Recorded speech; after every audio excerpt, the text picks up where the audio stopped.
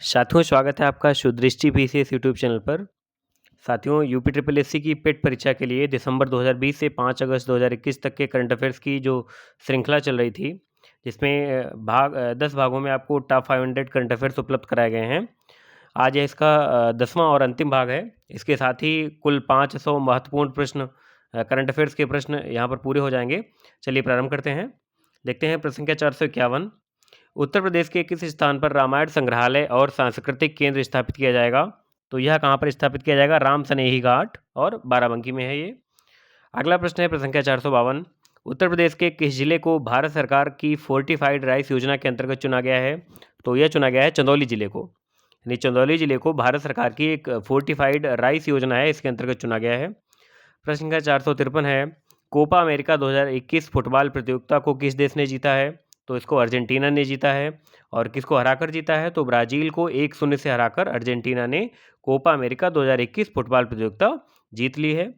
अगला प्रश्न है, मानव विकास सूचकांक 2020 में भारत का स्थान है? तो भारत का स्थान कौन सा वहाँ है? 131वां स्थान है। और प्रथम स्थान पर कौन है? नॉर्वे है। बहुत ही महत्वपूर्ण प्रश्न है प्रश्न संख्या 454। अगला प्रश्न है, वर्ष 2020 के लिए किसे ऑक्सफोर्ड हिंदी शब्द के रूप में चुना गया है? तो यह शब्द है आत्मनिर्भरता। यानी ऑक्सफोर्ड हिंदी शब्द के रूप में किसे चुना गया है? आत्मनिर्भरता शब्द को। अगला प्रश्न है, 15 जुलाई को मनाए गए विश्व युवा कौशल दिवस का मुख्य विषय था? तो देख लीजिए, मुख्य विषय लिखा है मैंने यहाँ पर, री imagining youth skills post pandemic. ये जो है मुख्य विषय है विश्व युवा कौशल दिवस का, और यह मनाया गया था 15 जुलाई को। अगला प्रश्न है प्रश्न संख्या 457। केंद्रीय माध्यमिक शिक्षा बोर्ड यानी सीबीएसई ने कोविड-19 महामारी से निपटने के लिए 50 लाख युवाओं को सम्मिलित करने के लिए एक अखिल भारतीय अभियान प्रारंभ किया है। इसका नाम क्या है? तो इसका नाम है यंग वॉरियर अभियान। किसने प्रारंभ किया है? सीबीएसई ने। और किस उद्देश्य से? कोविड-19 महामारी से निपटने के उद्देश्य से। ठीक है। अगला प्रश्न है, पद्म पुरस्कार 2021 के अंतर्गत कितने पद्म विभूषण, पद्म भूषण तथा पद्मश्री पुरस्कार प्रदान किए गए? तो देखिए, यहाँ पर कई सारे प्रश्न हमने यहाँ पर डाल दिए हैं। देखिए, इसमें 7 जो है पद्म विभूषण पुरस्कार दिए गए हैं। सारे विभूषण पुरस्कार आपको पता होने चाहिए कौन किसको किसको दिया गया है और वो किस देश से बिलोंग करते हैं। इसके अलावा 10 पद्म भूषण पुरस्कार दिए गए हैं और 102 पद्मश्री पुरस्कार दिए गए हैं। इसमें भी 20 महिलाएं हैं, यानी 20 महिलाओं को पुरस्कार दिए गए हैं। ये सारे पुरस्कारों में 20 महिलाएं हैं, 10 विदेशी व्यक्ति हैं, 1 ट्रांसजेंडर हैं और 16 व्यक्तियों को मरणोपरांत ये पुरस्कार दिए गए हैं। सारे की बात हो रही है, इसमें खाली पद्मश्री या पद्म भूषण या विभूषण की बात नहीं हो रही है। कुल पुरस्कारों में 20 महिलाएं हैं, 10 विदेशी व्यक्ति हैं, 1 ट्रांसजेंडर है और 16 व्यक्तियों को मरणोपरांत प्रदान किया गया है। अगला प्रश्न है, फेमिना मिस इंडिया 2020 का खिताब किसने जीता? तो यह जीता है तेलंगाना की मानसा वाराणसी ने। इनका नाम है, ये वाराणसी शहर नहीं है, ये नाम में है। तेलंगाना की मानसा वाराणसी ने जीता है और इसकी उपविजेता रही हैं उत्तर प्रदेश की मान्या सिंह, इसलिए अब महत्वपूर्ण बन जाता है। उपविजेता कौन है? रनर उत्तर प्रदेश की मान्या सिंह। अगला प्रश्न है, Skoch chief minister of the year award 2021 किसे प्रदान किया गया? तो यह प्रदान किया गया है आंध्र प्रदेश के मुख्यमंत्री वाईएस जगनमोहन रेड्डी जी को। ठीक है, Skoch chief minister of the year award, ये महत्वपूर्ण प्रश्न है। अगला है 461वां, ISO 9001:2015 प्रमाणन प्राप्त करने वाला देश का पहला चिड़ियाघर बन गया है। ये पहला वाले प्रश्न महत्वपूर्ण होते हैं। तो यह है नेहरू जूलॉजिकल पार्क हैदराबाद, जो कि तेलंगाना में है। अगला प्रश्न है, महाराजा सुहेलदेव स्मारक की स्थापना उत्तर प्रदेश में कहाँ की जाएगी?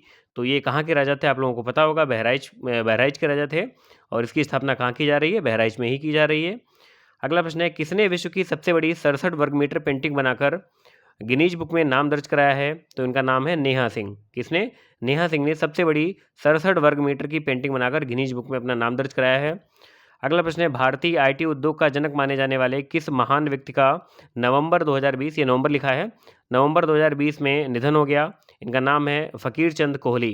क्या नाम था इनका? फ़कीर चंद कोहली। अगला प्रश्न है 465वां, भारतीय मूल की अमेरिकी छात्रा जिन्हें प्रतिष्ठित अमेरिकी मैगजीन टाइम द्वारा किड ऑफ द ईयर चुना गया है? तो इनका नाम है गीतांजलि राव। थोड़ा पुराना प्रश्न है लेकिन महत्वपूर्ण है। किड ऑफ द ईयर किसे चुना गया है? गीतांजलि राव को। इसके बाद अगला प्रश्न है, फार्मूला 2 रेस जीतने वाले पहले भारतीय चालक बन गए हैं? इनका नाम है जेहान दारूवाला। फार्मूला 2 रेस जीतने वाले पहले भारतीय चालक हैं ये। प्रश्न संख्या 467 है, भारत के किस शहर में ड्राइवर रहित मेट्रो ट्रेन का उद्घाटन किया गया है? तो ड्राइवर रहित मेट्रो ट्रेन का उद्घाटन दिल्ली में किया गया है। प्रश्न संख्या 468 है, भारत के किस राज्य में हाल ही में लिथियम भंडार की खोज की गई है? तो यह खोज हुई है कहाँ पर? कर्नाटक में। अगला प्रश्न है 469, किस राज्य ने हाल ही में जेल पर्यटन प्रारंभ करने की घोषणा की है? तो यह की है महाराष्ट्र ने। किसने? महाराष्ट्र ने जेल पर्यटन प्रारंभ करने की घोषणा की है। प्रश्न संख्या 470 है, सबसे कम उम्र में पायलट बनने वाली भारतीय महिला हैं। ये पहली भारतीय महिला हैं सबसे कम उम्र में, तो इनका नाम है आयशा अजीज। क्या नाम है? आयशा अजीज। अगला प्रश्न है, किस देश ने 2023 तक विवादित खरपतवार नाशक ग्लाइफोसेट, इसका नाम है, ये विवादित रहा है कुछ समय पहले, इसके प्रयोग पर रोक लगाने का निश्चय किया है? तो यह क्या है? जर्मनी ने। इसके बाद प्रश्न संख्या 472 है, भारत का 51वां बाघ अभयारण्य है, तो इसका नाम है श्री विल्लीपुथुर मेघमलाई टाइगर रिजर्व। ठीक है, ये 51वां बाघ अभयारण्य है भारत का। अगला प्रश्न है, फाइनेंस ग्लोबल 500 की एक रिपोर्ट के अनुसार विश्व का सबसे मूल्यवान ब्रांड है, तो यह एप्पल है। और इसके अगर भारत के संदर्भ में बात करें तो भारत का सबसे मूल्यवान ब्रांड है टाटा। अगला प्रश्न देखते हैं, Asia money best bank award 2021 के अनुसार भारत का सर्वश्रेष्ठ घरेलू बैंक है, तो भारत का सर्वश्रेष्ठ घरेलू बैंक कोटक महिंद्रा बैंक है। और अगर हम बात करते हैं भारत का सर्वश्रेष्ठ अंतर्राष्ट्रीय बैंक, ये घरेलू बैंक हो गया, ये तो है कोटक महिंद्रा, लेकिन भारत का सर्वश्रेष्ठ अंतर्राष्ट्रीय बैंक करेंगे तो बैंक का नाम अगर देखेंगे तो यह है डीबीएस बैंक। ये प्रश्न पहले करा चुके हैं, लेकिन यहाँ पर ये चूंकि रेलेवेंट है इसलिए हमने इसको यहाँ पर करा दिया। अगला प्रश्न है, जून 2021 में एशिया के सबसे लंबे ऑटोमोबाइल हाई स्पीड ट्रैक, इसका नाम है NATRAX, का उद्घाटन कहाँ किया गया? तो यह किया गया है इंदौर में। प्रश्न संख्या 476 है, जून 2021 में आरबीआई द्वारा जारी मौद्रिक नीति में रेपो दर तथा रिवर्स रेपो दर निर्धारित की गई है, तो कितनी निर्धारित की गई है? जो जून 2021 में मौद्रिक नीति जारी की गई आरबीआई के द्वारा, इसमें रेपो रेट जो है डिसाइड किया गया है 4%, और रिवर्स रेपो कितना है? 3.35। और मुझे उम्मीद है कि आपको रिवर्स रेपो और रेपो इनमें अंतर पता होगा। ठीक है, अच्छा, इसके अलावा दो और इसमें टर्म होते हैं, MSF और बैंक रेट, ये दोनों कितने हैं? ये हैं 4.25%। अगला है, 15वें वित्त आयोग की रिपोर्ट लोकसभा में कब प्रस्तुत की गई? तो 15वें वित्त आयोग की, अच्छा आप लोग बताइए 15वां वित्त आयोग गठन कब किया गया था? ठीक है, इसकी रिपोर्ट 1 फरवरी 2021 को लोकसभा में प्रस्तुत की गई। इसके अध्यक्ष कौन थे? NK सिंह इसके अध्यक्ष थे। और शीर्षक जो है इसका क्या था? जो रिपोर्ट प्रस्तुत की गई इसका शीर्षक था कोविड के दौरान वित्त आयोग। अगला प्रश्न है, बजट 2021-22 के अनुसार वर्ष 2021-22 में प्राप्त कर राजस्व में, देखिए यहाँ कर राजस्व की बात हो रही है, सर्वाधिक हिस्सा है किसका? है वस्तु एवं सेवा कर का, यानी GST का। ठीक है, इसके बाद किसका होगा? इसके बाद आयकर का है, और उसके बाद फिर निगम कर है, घटता हुआ क्रम है ये। तो यहाँ पर देखिए कर राजस्व की बात हो रही है। इसी से मिलता जुलता प्रश्न है, सर्वाधिक कुल प्राप्ति में, यहाँ पर कर राजस्व की बात है, यहाँ पर प्राप्ति की बात हो रही है, तो कर प्राप्ति में भी यही क्रम है। देखेंगे आप, GST का सबसे अधिक इसमें मद है, GST से 15% प्राप्त होता है, और इसके बाद फिर आयकर से 14%। ठीक है, देख लिया आपने।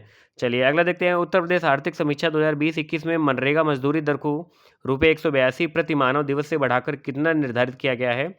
तो यह महत्वपूर्ण प्रश्न है, कितना निर्धारित कर दिया गया है? ₹201। अगला प्रश्न है, बीमा विधेयक 2021 के अनुसार भारतीय बीमा क्षेत्र में प्रत्यक्ष विदेशी निवेश की सीमा को 49% से बढ़ाकर कितना कर दिया गया है? तो यह कर दिया गया है 74%, 74%। ये प्रश्न पूछा भी जा चुका है, इसके पहले समीक्षा अधिकारी या किसी परीक्षा में आया था ये, और इम्पॉर्टेंट भी है, थोड़ा पुराना है लेकिन महत्वपूर्ण है। अगला प्रश्न है, मणिपुर नागालैंड सीमा पर स्थित किस घाटी के जंगलों में दिसंबर 2020 में लगी आग से पर्यावरण को गंभीर नुकसान हुआ है? तो उस घाटी का नाम आपको बताना है कि किस घाटी में ये आग लगी, किस घाटी के जंगलों में? तो जुकू घाटी के, जुकू, ठीक है, जुकू घाटी के जंगलों में आग लगी। और प्रश्न भूगोल का है वास्तव में, जुकू घाटी कहाँ स्थित है? तो जुकू घाटी नागालैंड और मणिपुर की सीमा पर, मणिपुर में माना जा सकता है, या नागालैंड में कह सकते हैं आप इसको।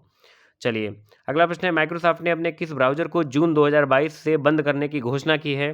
तो यह बंद करने की घोषणा की है ब्राउजर इंटरनेट एक्सप्लोरर।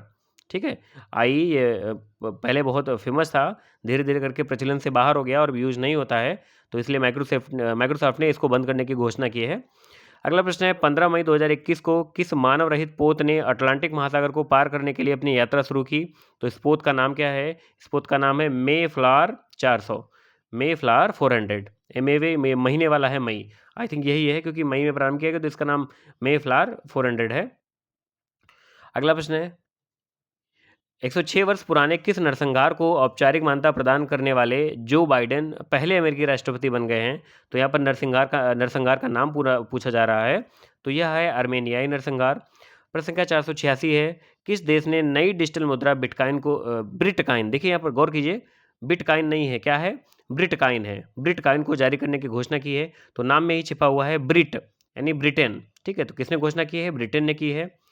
प्रश्न संख्या 487 है, वर्तमान में नवीकरण ऊर्जा क्षमता के मामले में विश्व में भारत का स्थान है? तो इस मामले में भारत का चौथा स्थान है। प्रश्न संख्या 488, टोक्यो ओलंपिक 2021 के लिए क्वालिफाई करने वाली पहली भारतीय महिला नाविक बनी हैं। इनका नाम है नेत्रा कुमानन। ठीक है, क्या नाम है? नेत्रा कुमानन। आप लोग बताइए पहली गोल्फर कौन है जो पहली भारतीय गोल्फर बनी है टोक्यो ओलंपिक के लिए जिन्होंने क्वालिफाई किया है? हम प्रश्न करा चुके हैं ये।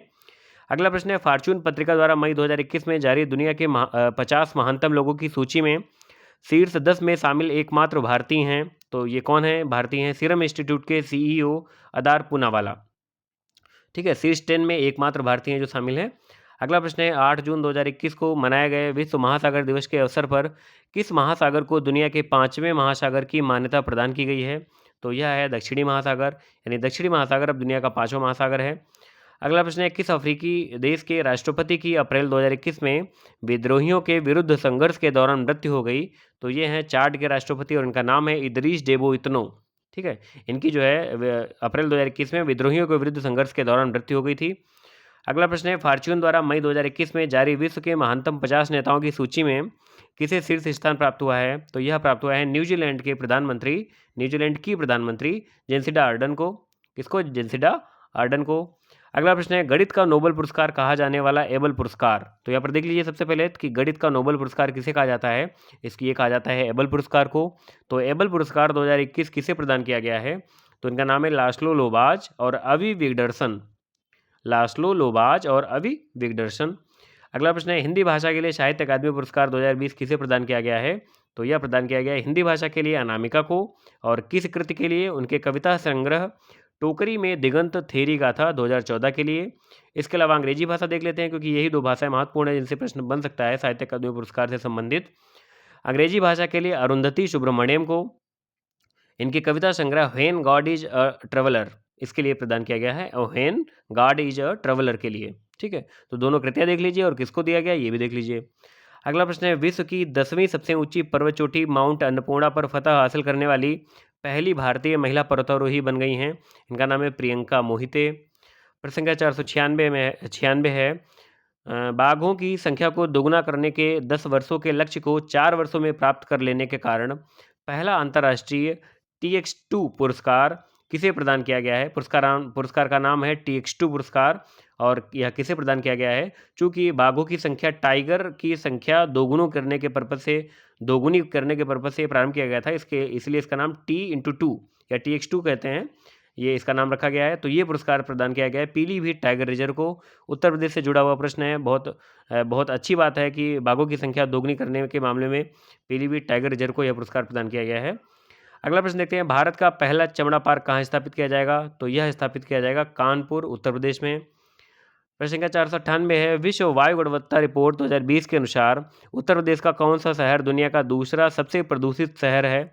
तो कौन सा शहर है? यह है हमारा गाजियाबाद। और सर्वाधिक प्रदूषित शहर की अगर बात करेंगे तो यह है चीन का होतान शहर।